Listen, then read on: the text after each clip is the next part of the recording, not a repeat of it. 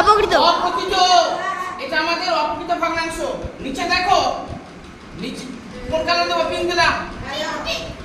নিচে দেখো, হরটা ছোট, লবটা বড়।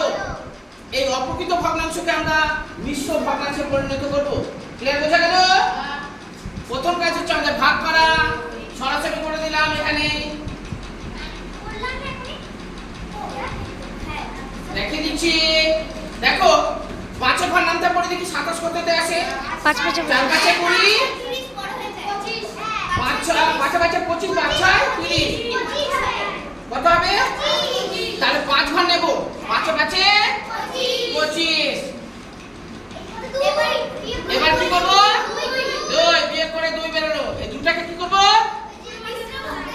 হ্যাঁ, 2 আর এই দুটাকে হয়ে গেছে আমাদের মিশ্র ভগ্নাংশে। অর্থাৎ এটা ছিল আমাদের অপ্রকৃত ভগ্নাংশ, তৈরি করে নিলাম আমরা মিশ্র ভগ্নাংশ। বাবা, বুঝতে অসুবিধা আছে? অসুবিধা থাকলে বলো। অপ্রকৃত ভগ্নাংশে সব সময় আমাদের হর ছোট থাকবে, লব বড় থাকবে। লব বড়, হর ছোট, এটা হচ্ছে আমাদের অপ্রকৃত ভগ্নাংশ।